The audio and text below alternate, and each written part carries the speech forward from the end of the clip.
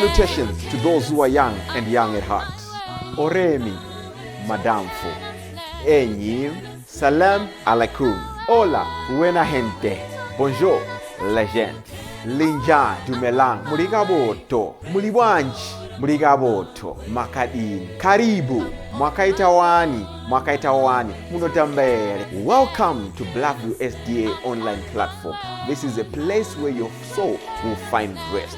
Did you know every Wednesday and Friday at 6:15 p.m. we have consistent midweek prayers? Not only that, during the day from Monday to Friday, if you need a soulful song, please tune into our platform and indeed you'll find rest for your soul. On Sabbath, which is Saturday, we have services from 8:30 right up to 6 p.m. What do you expect to find? We have got the church at study, Sabbath school, music. It's story time. Even our little ones, the children, will find solace on Blackview online worship platforms. Yes, not only are they going to receive a powerful sermon for them, but including the songs, and they'll sing the songs of Zion in the comfort of your home. Yes, you are waiting for the power hour as we receive the beautiful words, the wonderful words that come from the Word of God. In the afternoon, we have got powerful discussions, not only for the young, but even for the old, as we prepare this journey on this planet Earth before the sundown. Yes, there is a sermon that will usher you into the new week as you listen to God speak to you. What are you waiting for? Tell your friends about it. Don't forget to join us on YouTube and Facebook. Like our page and subscribe to our YouTube channel. God bless you as we meet on Blackview online worship platform. Nobody can stop me. Don't you wanna go? I'm going there. Nobody can stop me. Amanasi uno tisabane shungu zarandu fujirwere zati shunguruza tinozivane rimwe zuwa ticha fara kuti kudenga kuna takuriwa zose ari rufaro rwedu ari simba redu ari chidziviriro rutiziro rwedu tikavanda maari tinochengetwa amakudenga kuna takuriwa zose urwere wapera ondo zichapera rufuticha kurira zara ichapera kuti zvose zvapera tichera ngarira kuti kudenga kuna takuriwa zvose ari rufaro rwedu ari simba redu ari chidziviriro rutiziro rwedu tikavanda maari tinochengetwa amakudenga kuna takuriwa zvose tikavanda maari tinochengetwa amakudenga kuna takuriwa zvose. Toda kukwazisai vana vaMwari mukati menguva ino apo toda kupinda mukati mekudzidza shoko raMwari. Toda kutenda Mwari panguva ino vanotipa mukana wekuti tive nenguva yekudzidza shoko ravo. Saka panguva ino apo takuvhura shoko raMwari, regai tive nenguva yekunamata. Baba vedu vari kudenga, tinokutendai nemukana uno apo takuvhura shoko renyu.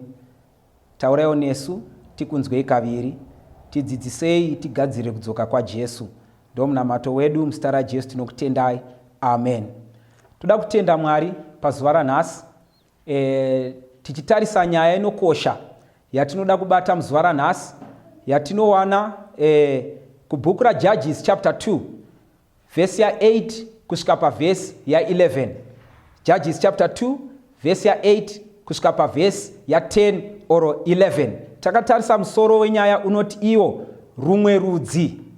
rumwe rudzi, another generation.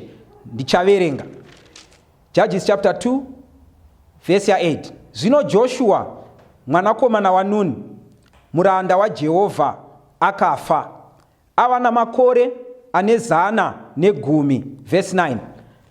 Vakamuviga panyika yenhaka yake paTimina Heresi, panyika yamakomo yeEfraimu, nechekumusoro kwegomo reGaashi. Verse 10. Zvino vorudzi urwu rwose vakasonganiswa namadzibaba avo, rumwe rudzi rukamuka shure kwavo, rwakanga rusingazivi Jehovha kana basa raakaitira vaIsraeri. Dai Mwari angakomborera kuverengwa kweshoko rake.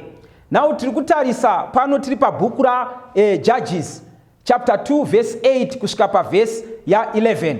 Tichitarisa bhuku raJudges tiri kusangana nevana vaIsraeri vapinda mukati menyika yeKenani. Tinovaona kubhuku raExodus vachibuda kubva kuEgypt vachienda kuKenani. Now vari munzira kuenda kuKenani, vanovimbiswa naMwari kuti vanofanira kupinda munyika yeKenani.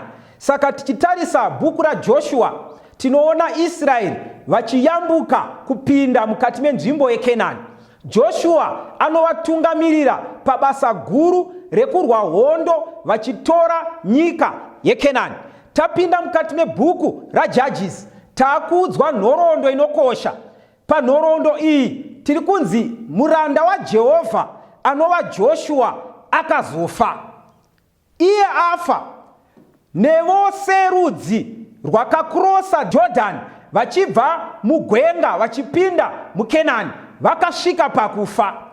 Now chapter 2 iri kutitaurira pachena kuti Joshua nemaelders, madzibaba ose afa.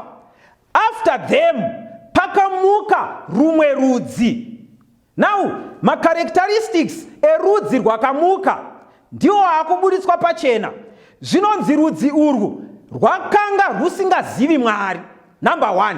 Number 2, rudzi urwu rwakanga rusingazivi zvakaitirwa vanhu vaMwari naJehovha.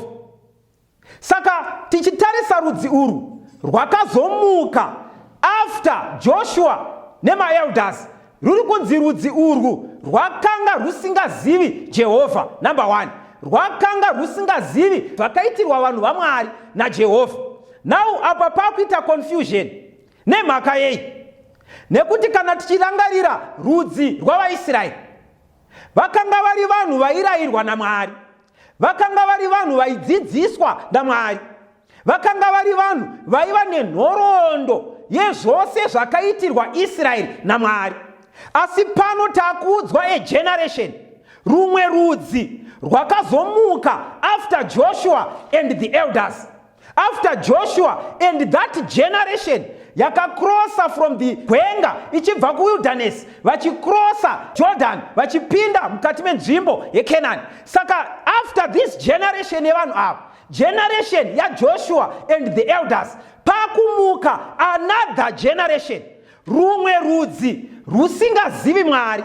Rudzi urwu rusingazivi zvakaitirwa Jehovha naMwari. Nemhaka yei? Israeri yaiziva kuti mageneration anotevera ose vaifanira kudzidzisa vanhu pamusoro paMwari uye nezvose zvakaitirwa vanhu vaMwari naMwari, kureva kuti kubva pavakabva kuEgypt vachikrosa Red Sea, vachipinda mukati megwenga, vachidya mana, vachinwa mvura inobva padombo, vachiitirwa zvose zvavakaitirwa naJehovha, hondo dzavakarwirwa naJehovha. Mwari vakarayira vakati magenerations ose anotevera vanofanira kuziva nhoroondo yose iyi nezvayakaita. Patapa taakusangana negeneration isingazivi Mwari, and this generation is after Joshua and the elders, uye generation isingazivi zvakaitirwa vanhu vaMwari naJehovha. So confusing. Nemhaka yegeneration isiri kuziva iyi, nemhaka yevasiri kunzi havasi kuziva, nekuti tikadzoka pakukroswa kweRiver Jordan, vanhu vachifamba pakaoma, vasati vapedza kukrosa pakaitwa mukana wekupiwa announcement naMwari, zvikanzi pasati pavharika pachiri pakaoma, endai munotora according to tribes dzeIsrael matombo anokwana kuita 12.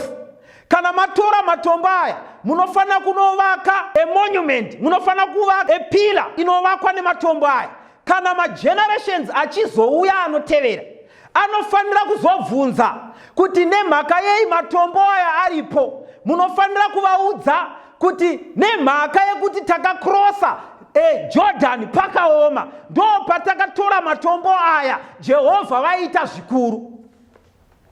Saka we expect kuti generation iyi yaifanira kunge yakadzidziswa pamusoro paMwari. Pavaitarisa matombo iwayo vaifanira kutarisa those 12 rocks, vorangarira kuti kuna Mwari akakrosesa madzibaba avo River Jordan.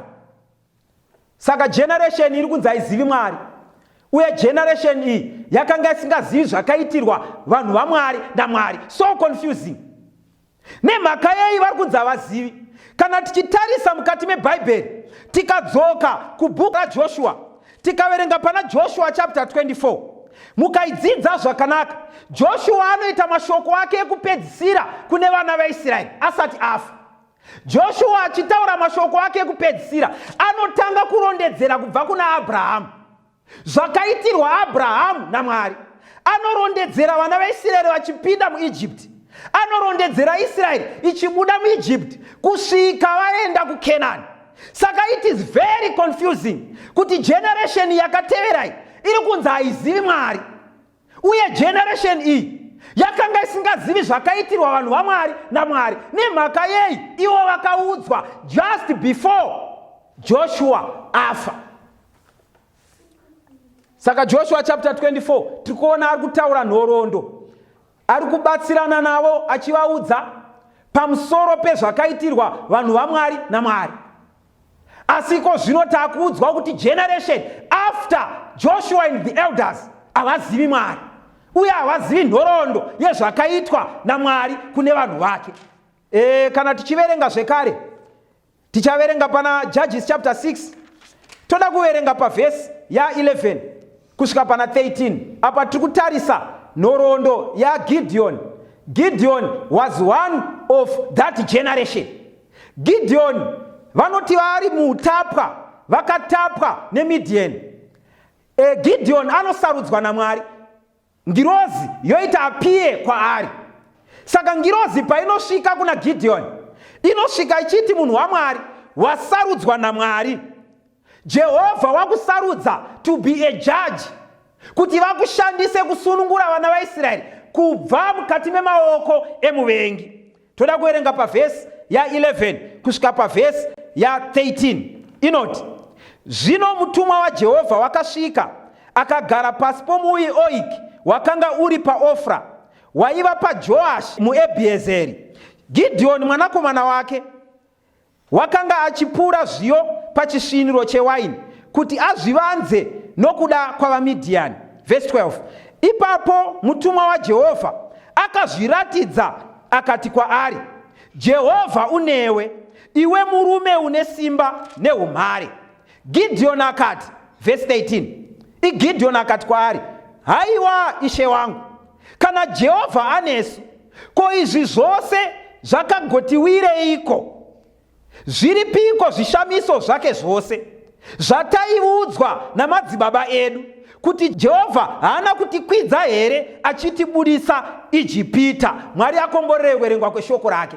Nau tiri kusangana nemurume anonzi Gideon, asvikirwa nengirozi yaMwari, audzwa kuti wasarudzwa naMwari, Jehovha anewe. Iye akuita mubvunzo kuti kana Jehovha ainesu, zviripiko zviratidzo zvaaitaurwa nemadzibaba edu kuti ndo zvaakaita, iye achitisiya tiri muutapwa sezvatiri? Saka Joshua ari kutestify kuti madzibaba akavaudza nezvaJehovha. Saka Gideon ari kutestify kuti madzibaba haana mhosva. Hatigone kupa madzibaba mhosva panyaya iyi, kuti havana kudzidzisa this generation, kuti havana kudzidzisa rudzi urwu. Saka nemhaka yei rudzi urwu ruri kutaurwa kuti rwakanga rusingazivi Mwari, vakanga vasingazivi zvakaitirwa naMwari. Iye Gideon ari kutestifya kuti takatoudzwa namadzibaba edu zvakaitirwa vanhu vaMwari kubva kuIjipita kusvika munyika ino. Saka nemhaka yei Jehovha ari kutisiya tiri muutapwa. Saka kureva kuti pane chirahwe chiri kutaurwa neBhaibheri. Vanhu ava vari kunzi vakanga vasingazivi Jehovha, vanhu ava vakanga vasingazive zvakaitirwa naMwari, vanhu ava vakanga vari kuziva. Pane nyaya iri kutaurwa neBhaibheri kuti kunyangwe vakanga vari kuziva, asi vakasarudza kuiginowa zvakaitwa naMwari, vakasarudza kuiginowa Mwari wacho nezvakaitirwa vanhu vaMwari naMwari. That is the generation yati kutaura nezvayo. Musoro wenyaya uri kuti iwo rumwe rudzi, another generation. Saka tiri kuona generation iri kumuka, generation yevanhu vaMwari vasina hanya naMwari, number 1. Generation isina hanya nezvakaitirwa vanhu vaMwari naMwari. Nekuti Bhaibheri riri kutaura in an indirect way kuti vakanga vasingazivi Mwari, vasingazive zvakaitirwa vanhu vaMwari naMwari, asi ivo vachiziva havo, asi vakasarudza kuiginowa zvakaitirwa vanhu vaMwari naMwari. Gandimbobvunza muteereri, hausiriwo here part of rudzi urwu? Hausiriwo here uri parudzi urwu runonzwa kutaura kwaMwari, runonzwa kudzidzisa kwaMwari, asi vanosarudza kuiginowa zvinotaurwa naMwari? Hausiriwo here pati yerudzi urwu runoti zvinotaurwa naMwari zviripo, asi iye anosarudza kuti handina basa nazvo? Kureva kuti rudzi urwu rwakatoita zvekutosvotesa Mwari, kuti kunyangwe makatiudza Mwari, kunyangwe takanzwa nezvenyu, kunyangwe tichiziva zvamakaitira vanhu venyu, asi hatina basa nazvo. Such is the generation of today. Vanhu vasinei naMwari, kunyangwe shoko rikataurwa vanovhara nzeve dzavo, kunyangwe shoko vakarinzwa they choose not to obey. Iko zvino ndichitaura, kuna vazhinji vari kunzwa shoko iri, nerimwe shoko rinonzwikwa kumashure, nerimwe shoko richanzwikwa kumberi. Uripo here pavanhu vanonzwa shoko raMwari nekuriita shoko iri? Kana kuti uri pakati pevanhu vanonzwa shoko raMwari vorega kuriita, vochuza kuriiginowa sezvakaitwa nerudzi urwu?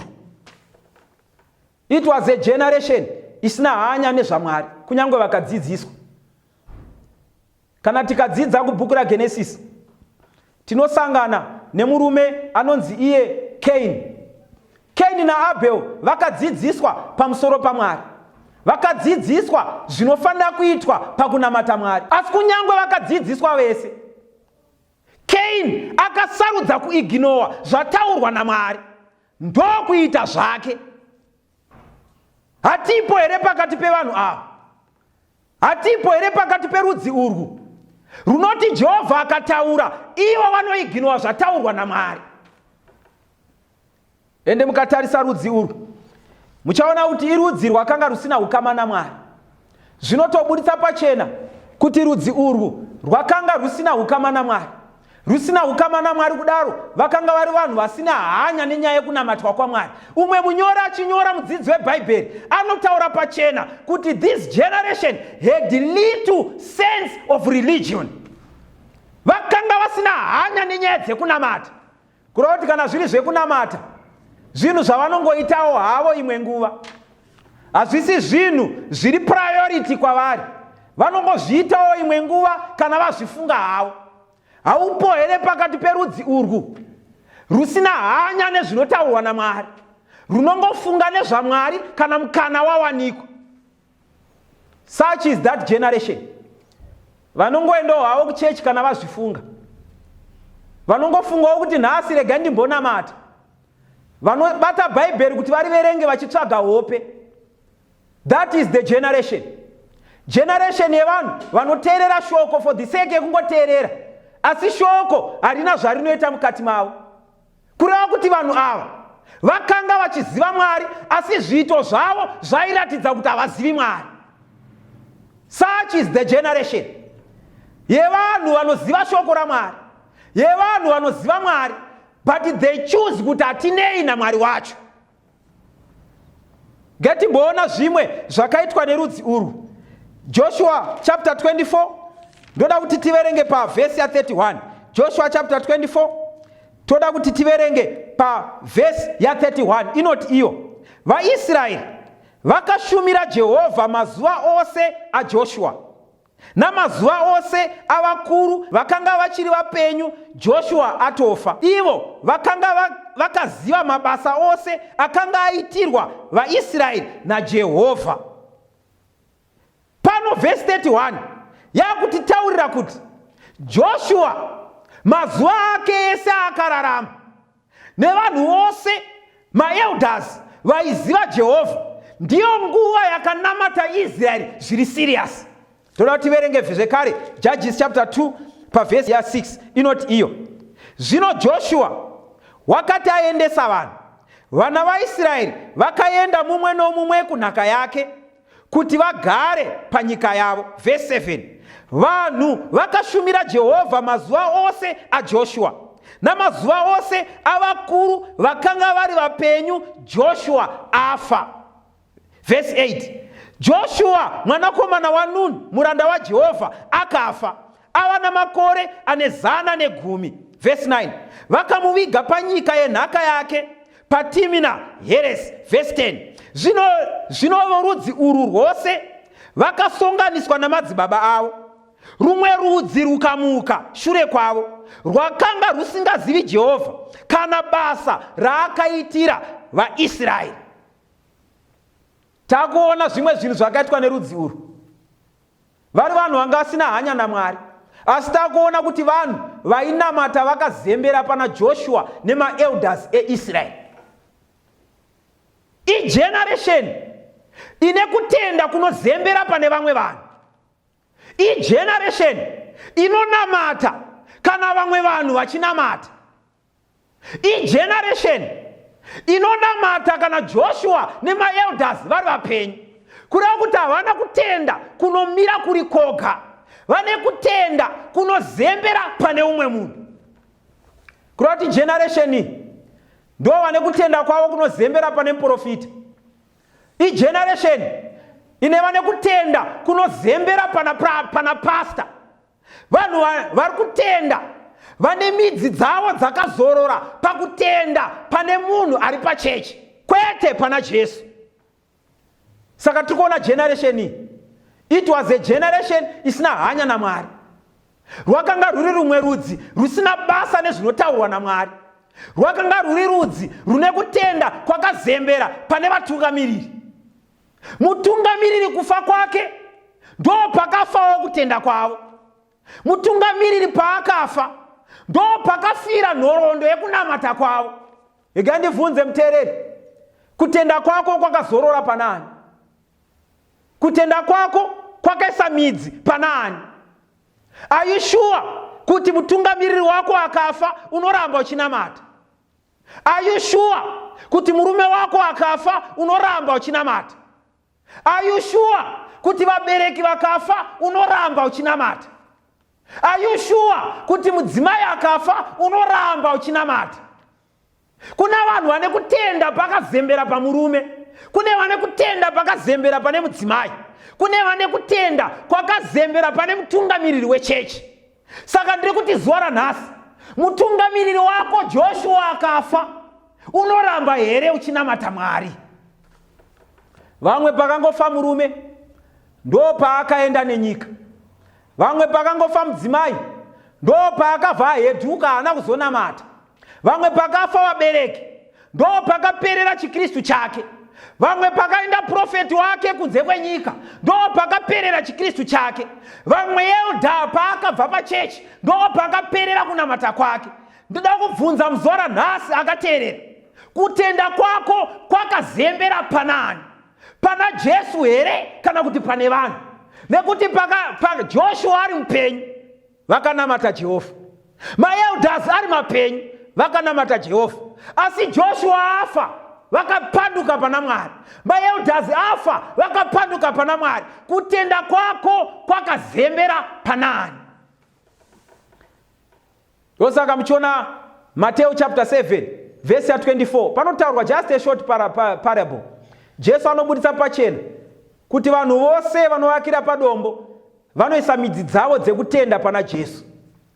Asi vanhu vose vanovakira pane vanhu, vanovakira pane muprofita, vanoisa nheyo dzavo pana profeti, vanoisa nheyo dzavo pana elder, vanoisa nheyo dzavo pana pastor, vanoisa nheyo dzavo pakasiyana siyana pane vanhu vose vanovakira pajecha. Kana mhepo ikauya ikasudurudza jecha, nekutenda kwenyu kwabviswa midzi dzawo. Hama yangu, isa kutenda kwako pana Jesu. Usava serudzi urwu rwakaisa kutenda kwarwo pana Joshua. Usava serudzi urwu rwakaisa kutenda kwarwo pane maElders echechi. Kufa kwavo nekutenda kwake kwakafanawo. Saka tirikuona rudzi urwu vanhu vasina hanya naMwari. Tirikuona rudzi urwu vanhu vanoziva Mwari asi vanoekta nemararamiro avanoita anoratidza kuti havazivi Mwari. Tirikuona rudzi urwu vari vanhu vakanga vari panzvimbo yekuisa kutenda kwavo pane vamwe vanhu kwete pana Jesu. Saka mukati mezuva ranhasi ndega ndikuyambire hama yangu, isa kutenda kwako pana Jesu. Now kana tichiverenga pana vhesi ya 11 ya Judges chapter 2 pa vhesi ya 11 inoti iyo, vana vaIsraeri vakaita zvakaipa pamberi paJehovha, vakashumira vana Bhaari, vakarasha Jehovha Mwari wamadzibaba avo, wakanga avabudisa munyika yeIjipita. Vakatevera vamwe vaMwari vavanhu vakanga vakavapoteredza, vakavafugamira, vakatsamwisa Jehovha, vakarasha Jehovha, vakashumira Bhaari naAshtoreti. Mwari akomborere kuverenga kweshoko rake.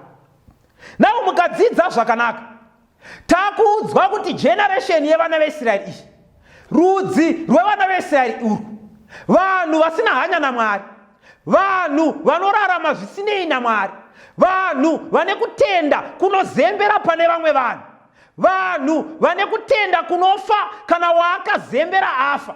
Ndivo vanhu vane kutenda kusina kugadzikana, kutenda kusina midzi.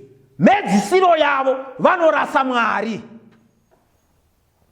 Vapedza kurasa Mwari vana vaIsraeri, chii chavakaita?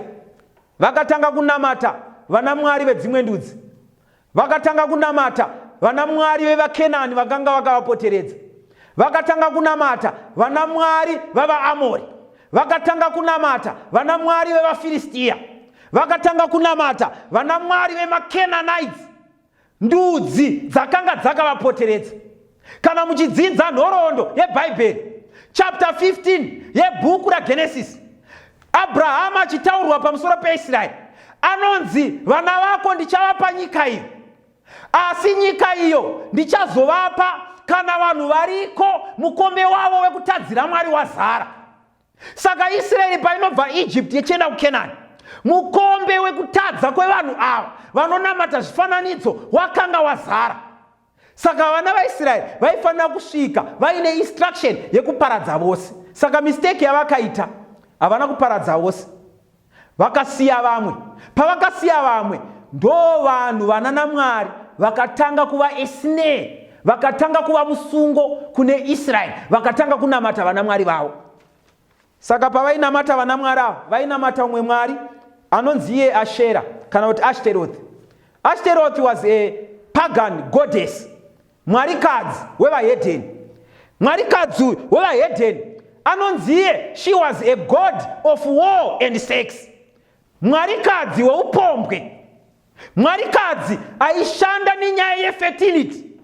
Mwarikadzi aiita nyaya dzeupombwe mukati metemberi make. Saka vanhu vaitoenda kunonamata kutemberi yaAshera. Varimo mutemberi vaitoita upombwe in the honor yaAshera. Ndiye Mwari akatanga kunamatwa nevana veIsraeri. Havana kupedza ipapo, vakatanga kunamata anonzi Bhaari. Vanodzidza nyaya naMwari ava vanoti Bhaari ndiye akanga ari mwari rume, the chief god yevahedheni. He was the chief male god pavahedheni. Saka Mwari uyu anonzi he was a pillar panzvimbo dzakakwirira. Pasaidi pake pane chitanda chaimirira Ashera. Saka Bhaari wakanga ari murume waAshera. Saka vari vose panzvimbo dzakakwirira ndo pavainamata vanhu vachiita upombwe in the honor yevana Mwari ava. Kana kuchinaya in the rainy season vainopinda mukati metemberi vachinoita prostitution dzavo vachiita zvakasiyana siyana in the honor yana Mwari ava. Saka ndivana Mwari veupombwe, ndivana Mwari vanonamatwa nevanhu vanoita zvisina kururama pamberi paMwari. Saka mukati mezuva ranhasi, kana uri kuita zveupombwe, uri kungoteedzerawo kunamata kwevanhu vekare vaingonamata vana Mwari veupombwe.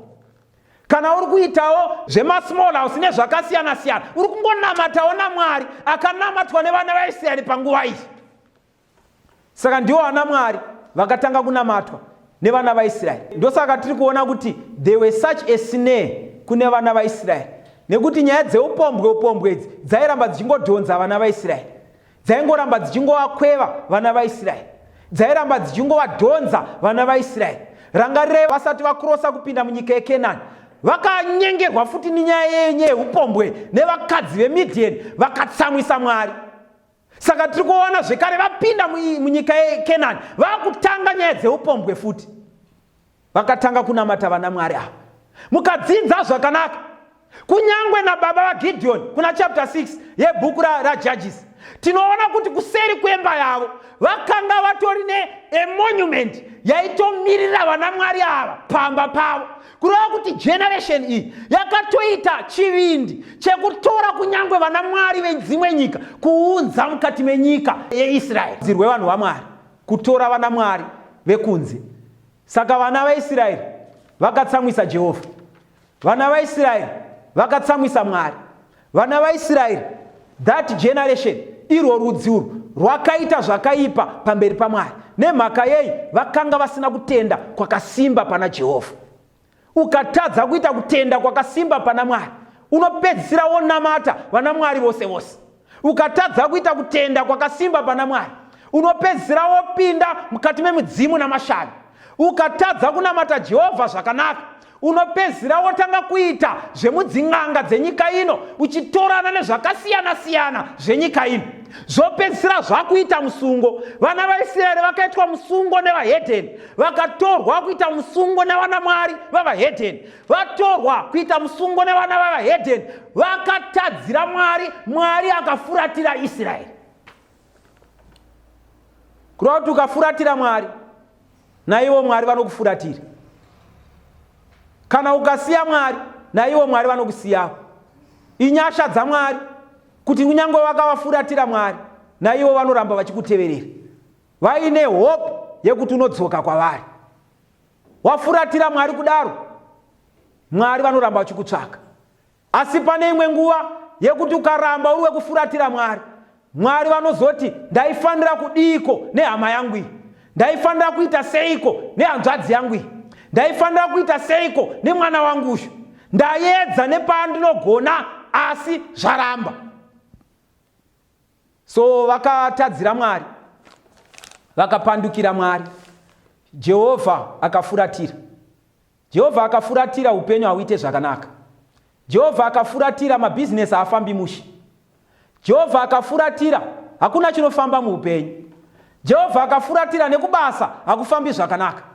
Jehovha akafuratira kunyangwe nevana zvinhu hazvifambi zvakanaka. Jehovha akafuratira kunyangwe nepisi mukati memba inobuda. Saka vana veIsraeri vafuratirwa naJehovha, wakabvisa ruzhowa rwake. Regai ndikutaurire vana vaMwari, pfuma inonakidza kudya kana ruzhowa rwaMwari rwakakupoteredza. Pfuma inonakidza kuselebreta pairi kana Jehovha vakakukomberedza. Asi Jehovha vakakufuratira, hakuna chinonakidza mukati meupenyu. Saka vakafuratira Jehovha, Mwari akavasiya, abvisa ruzhowa rwake. Vakauya vedzimwe ndudzi vakatapa vana vaIsraeri vakavaita varanda. Vakatanga kuvashungurudza, vakatanga kuvanetsa, vakatanga kuvarwadzisa. Asi Mwari ngaakudzwe nekuda kwaJesu. Bhuku raJudges tinoona nyasha dzaMwari huru. Tinoona kupanduka kwevana vaIsraeri 7 times. Tinoona vana vaIsraeri vachichema kuna Mwari 7 times. Tinoona vana Mwari vekudenga vachisunungura Israeri 7 times. Kureva kuti vana vaIsraeri pavakachema kuna Jehovha, Mwari wakavamutsira musununguri. Mwari wakareza ejaji. Ndosaka tiri kutaura bhuku raJudges. It is a book of judges. MaJudges vaisava vatongi, vakanga vasiri vana mambo, vakanga vasiri vanhu vanotonga vanhu, but vaiva vanhu vaishandiswa naMwari kuva nyundo dzaMwari, kutungamirira vana vaMwari muhondo, kuenda kunosunungura Israeri kubva muruoko rwemuvengi. Saka tinoona Israeri vachimutsirwa ejaji, achienda kunowasunungura mukati meruoko rwemuvengi. Mwari ngaakudzwe. Tiri kuona kuti Mwari kunyange ukamutadzira zvakadii, asi ukachema kuna Mwari, nzeve yake inoteerera.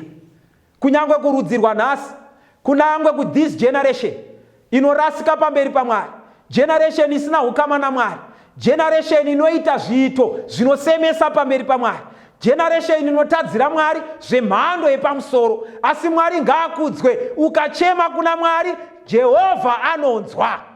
Vana vaIsraeri vakachema, Jehovha akanzwa. Jehovha anzwa, akatumira ejaji. Ejaji akasunungura Israeri kubva mumaoko emuvengi. Now kana tichitarisa ejaji, tiri kuona a type of Jesus Christ. Jesus Christ is the judge. Ndiye jaji wedu wemazuva ano. Ndiye jaji anosunungura vana vaIsraeri. The modern Israel. Kana tapinda muchitema, kana tapandukira Mwari, tapinda mukusota Mwari, tapinda mukurasa shoko raMwari, tapinda mukurwadzisa Mwari, tapinda mukufuratira Mwari, kana Mwari akatifuratira, it's not forever. Kana tikatendeukira kuna Mwari, kana tikachema kuna Mwari, we have a judge who is Jesus Christ. Tinaye judge anova Jesu Kristu. Ndiye akabva kudenga akauya pano panyika, akafa pamuchinjikwa kuti ave jaji kumiririra vose vanotarisa kuna Jehovha. Saka ndiri kuti kudii muzuva ranhasi? Tiri kutarisa rudzi rwakapandukira Mwari. Imwe nguva you are one of that generation. Imwe nguva you are part of that generation. Imwe nguva uri umwe werumwe rudzi rwakanga rwapandukira Mwari. Asi Mwari ngaakudzwe muzuva ranhasi, nekuti we have a judge who is Jesus Christ. Tina judge anova Jesu Kristu. Ndiye anosunungura vanhu kubva muzvivi zvavo. Nekuti Mateo chapter 1 verse 21 inoti, nekuti uchanzi Jesu uchasunungura vanhu kubva muzvivi zvavo. Ngativimbei naJesu nguva dzose. Hakuna chitema chisingaregererwe pamberi paMwari. Hakuna chinotadzwa naKristu. Hapana chinorema pamberi paMwari. Hakuna chitema chidiki kana chikuru pamberi paKristu. Tapanduka pamberi paMwari, tava part of this generation yakarasika pamberi paMwari. Asi Mwari ngaakudzwe. In that generation, Mwari vekudenga vanogashira, Mwari vanotungamirira. Toda kunamata panguva ino titende Mwari, nekuti Mwari vekudenga vakanaka, vanogashira vanhu vanouya kuna Kristu. Ngatinamatei. Baba wedu vari kudenga, tinokutendai muzita raJesu. Maita basa nenguva yekuteerera shoko renyu. Tine vazhinji vakakupandukirai, tine vazhinji vari mugeneration yekurasika pamberi penyu. Vakanga varasa ukama nemi, asiko zvino vanoda kudzoka pamberi penyu. Ivai navo, vatungamirirei, vagashirewo muruoko rwenyu. Mbiri piwo kwamuri, kubva zvino nekusingaperi tinonamata. Amen. Dai Mwari vangakomborera kuverengwa kweshoko ravo. Tenziko zvowarini musati masvika moyo yedu ya nekuvumirira yowarini yonguwa inopenya kwazvo kupenya kwembirine kuonekwa kwenyu kozowarini tenzi mubude kumusha matononoka tenzi vamwe vadzokera tenzi vatendi venyu vazara nezvivi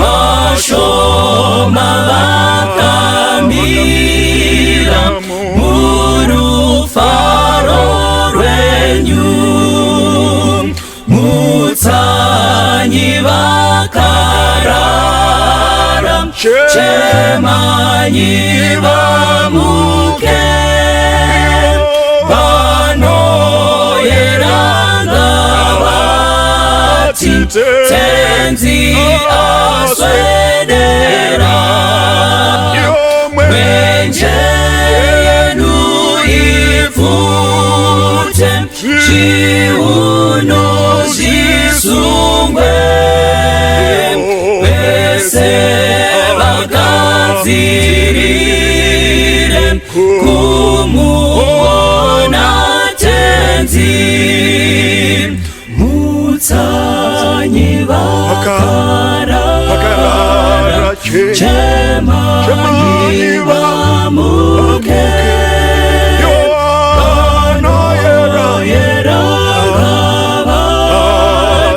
tenzi aswedera mwenje yenu ivute zviuno zvisungwe vese vagadzirire kumuona tenzi vese vagadzirire kumuona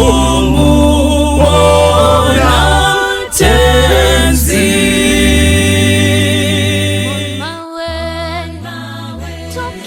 Salutations to those who are young and young at heart. Oremi, Madamfo. Enyim, Salam alaikum. Hola, buena gente. Bonjour, legend. Linja Dumelang, Murigaboto, Mulibwanji, Murigaboto, Makadini, Karibu, Mwakaitawani, Munotambere. Welcome to Blackview SDA online platform. This is a place where your soul will find rest. Did you know every Wednesday and Friday at 6:15 p.m. we have consistent midweek prayers? Not only that, during the day from Monday to Friday, if you need a soulful song, please tune into our platform and indeed you'll find rest for your soul. On Sabbath, which is Saturday, we have services from 8:30 right up to 6 p.m. What do you expect to find? We have got the church at study, Sabbath school, music, it's story time. Even our little ones, the children, will find solace on Blackview online worship platforms. Yes, not only are they going to receive a powerful sermon for them, but including the songs, and they'll sing the songs of Zion in the comfort of your home. Yes, you are waiting for the power hour as we receive the beautiful words, the wonderful words that come from the Word of God. In the afternoon, we have got powerful discussions, not only for the young, but even for the old, as we prepare this journey on this planet Earth before the sundown. Yes, there is a sermon that will usher you into the new week as you listen to God speak to you. What are you waiting for? Tell your friends about it. Don't forget to join us on YouTube and Facebook. Like our page and subscribe to our YouTube channel. God bless you as we meet on Blackview online worship platform. Nobody